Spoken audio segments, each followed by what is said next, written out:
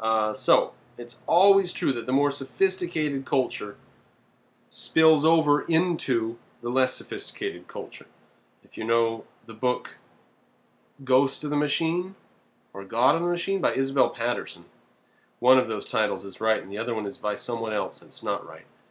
She talks about things from an engineering standpoint. She looks at the whole history of the world as a sophisticated culture, and a culture of freedom is going to have more energy available to it. And it's true. It's not just a brilliant, brilliant metaphor. It's actually true, but it's also a brilliant metaphor. The laws of thermodynamics say that excesses of energy will flow to where there's a deficiency of energy. Like you put two bricks next to each other, and one of them's hot and the other one's cold, the energy will flow into the cold one.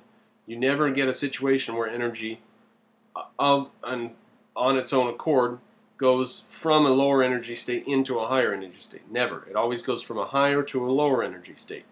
So when two cultures clash, you never get the more sophisticated culture with more energy and stuff taking anything from the other lower culture. You always see it going the other way, as the laws of thermodynamics would dictate. So the barbarians, the Seljuks, invade, they take over the caliphate, then they start to become civilized. Quote, in religious matters, the Seljuks came to champion orthodoxy, and in governmental and social organization they relied upon the traditional patterns of the civilization of classical Islam. So they didn't have anything as sophisticated as that. Based upon Islamic principles of taxation, the Seljuk regime was sustained by a military class supported through land grants in return for service, and they functioned in behalf of the military, bureaucratic, and religious aristocracy. This aristocracy, however, was threatened by the Islamized nomadic Turks known as the Turkomans. The unruly Turkomans abhorred the civilization of High Islam, since it was identified in their minds with the dual evils of taxation and religious orthodoxy. They were impelled by the love of booty and the desire to spread the faith of the Prophet Muhammad, and they preferred the freer atmosphere of the frontier, where they could more easily satisfy their yearnings for loot and independence. So again, we have a not very sophisticated clash here of people who, here the barbarians take over and become slightly more civilized, and now the Turkomans, the unruly frontier people, want to influence the Seljuks now. And it's just a never-ending battle between brute force. Quote, the Seljuks encouraged the Turkomans and other tribal elements to raid and plunder the eastern provinces of the Byzantine Empire in Anatolia, modern-day Turkey, in order to divert them from settled Islamic areas. Now, that's brilliant. They, on the one hand, they may have been just trying to keep them out of settled Islamic areas, but on the other hand, they may have been trying to use them against the Byzantines. This is how America fought against the Soviet invasion of Afghanistan. We went in and we told the Mujahideen, the soldiers of God, or the soldiers of Allah, we told them, this is your land, this is your religion, you're going to get it back from those atheistic bastards, and we gave them billions of dollars and weapons and stuff. Then, when they get done with the Soviets, they turn and they look at us, and they say, you know, those bastards could be brought down a peg or two as well. And now, and then we had the World Trade Center attack in 1996, and then 2001, they destroyed the World Trade Center. And here we are, we're off to the races, aren't we?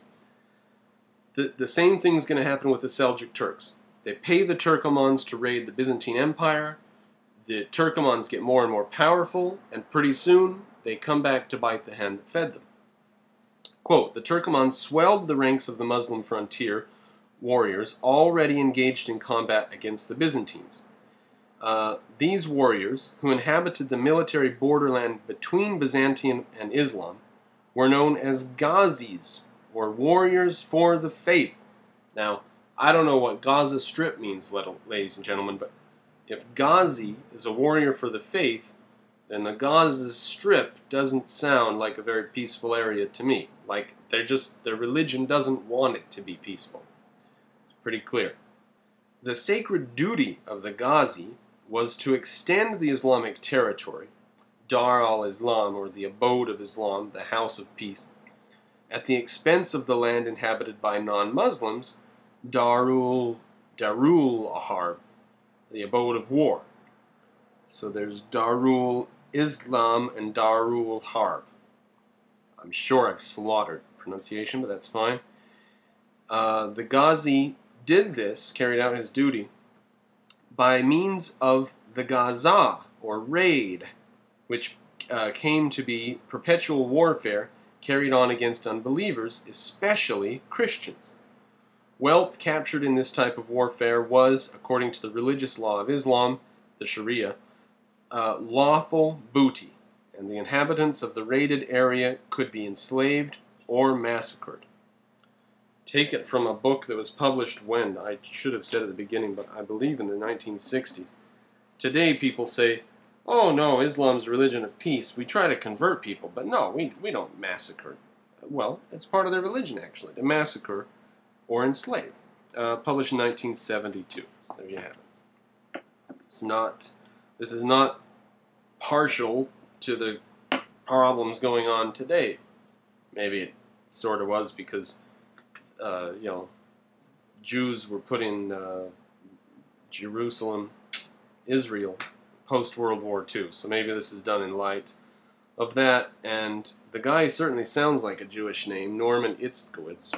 If I know Jewish names. I don't know Jewish names.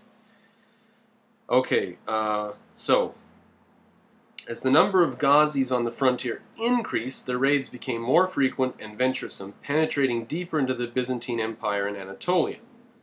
Now remember, the Byzantines are on a defensive stance. They believe that the empire is too big, too large, and they try to defend their borders. They don't go on excursions. They don't try to conquer any foe. In 1064, their incursions carried them as far as modern Kayseri, Kayseri, and those successes provoked a military response from Constantinople. Romanus IV Diogenes, a member of the Byzantine military nobility, became emperor in 1068. He replaced Constantine Ducas, who had been a representative of the bureaucratic establishment in the capital, and whose financial and religious policies had allowed the frontier situation to denigrate. So there was a bureaucratic guy sitting in Constantinople who didn't care about the frontiers. They were doing what they could to defend it, but not much more than that. And things were getting worse and worse, and a military guy takes over in 1068. The new emperor carried the battle to the Ghazis with renewed vigor and success. The Byzantines were so successful that the Seljuk Sultan, Alp Arslan, was compelled to march into Anatolia at the head of his army. Direct confrontation was contrary to Seljuk policy. They just liked to raid and destroy a city or whatever and take slaves and kill people. But to go face military to military, that's not what the Seljuks were about. Alp Arslan had hoped to avoid a clash with Byzantium on the northwest frontier in order to concentrate his military strength on expansion in Syria and Palestine. Nevertheless, in August 1071, the Seljuks routed the Byzantines at Manzikert, near Lake Van. Anatolia was now open to full-scale invasion and permanent settlement, and the long process of Anatolia's Turkification and Islamification was set in motion. Islam didn't take over this area until damn near the beginning of the Renaissance in Europe. Interesting that the Byzantines had success attacking the Seljuk Turks until the Seljuk Turks went out of their normal just raiding and pillaging into a full-scale concentration and actually beat the Byzantine military. And now, all of Turkey right up to the door of Constantinople is open. Conquest and settlement were accomplished not by the regular Seljuk army, which withdrew following the victory at Manzikert, but rather by the Ghazis. So now that the big military clash is over, the army goes back to trying to